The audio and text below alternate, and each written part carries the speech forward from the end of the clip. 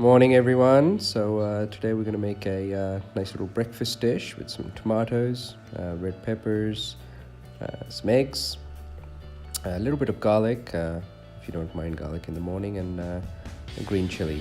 Don't worry about the chili just yet. It's not going to be overly spicy. With olive oil in the pan, kind of move the pan around a little bit. Make sure you distribute that through the pan. Throw in your chopped red pepper, mix that around a little bit, and you'll notice that we're cooking it on a fairly low heat. Give it a good 5-6 minutes and get a nice brown type rolled consistency on it. Take that out of the pan, same pan, throw some garlic in, roughly chopped, doesn't matter, thin or slightly thick. Another teaspoon of olive oil in there as well when I throw the garlic in.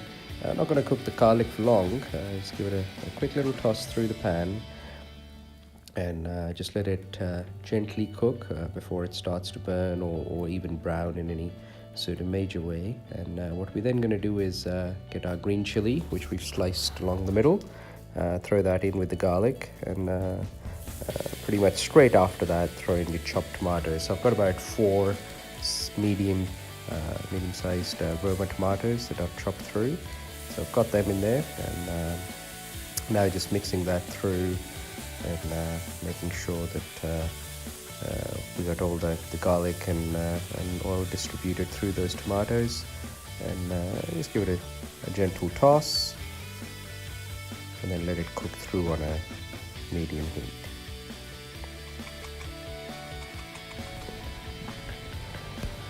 So you see it's some beautiful colors in there, nice little green chili and the tomatoes there.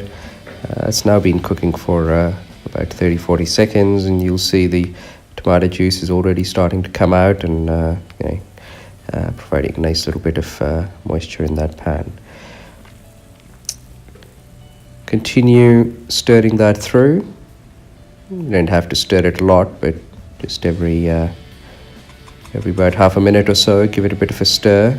You probably want to cook that for about a total of 3 to 4 minutes. That's me adding a bit of salt in there, just to taste. You can choose not to add it if you like.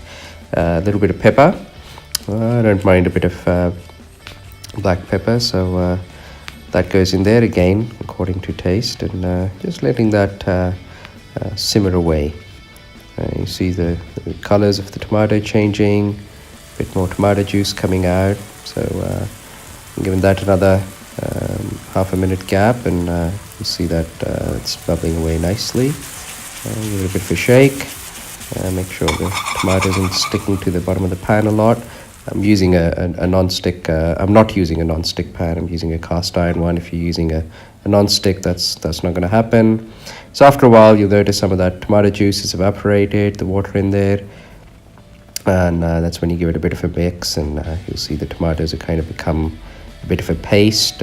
Make sure you scrape off the sort of browned or slightly stuck bit of tomatoes off the bottom of the pan. Don't worry too much about the sticking. I actually prefer it. Gives it a nice little flavor, slightly brown tomato in there. Now is the time where, again, optional, you can take out the green chili. It's done its job. Flavors permeated through nicely all the way through that tomato sauce, and it's got still got a bit of heat in there, so given that this is a breakfast dish, I'd take that out now. It's not going to be too spicy. We throw in our fried peppers, mix that through. Just make sure that that's all the way through the sauce. Give it a bit of a stir, and once you've done that, you want to evenly distribute that over the pan. Just nicely cover the entire base. Best way I find is to just shake, give the pan a good shake. There we go. And if you need to do some kind of adjustment, use the back of your spoon and make sure it's nicely distributed. And again, you're still on a low to medium heat, and but you got a nice little mixture. It's seasoned, looks great, tastes good. You can give it a bit of a taste if you want to taste the salt content in there. And in go the eggs.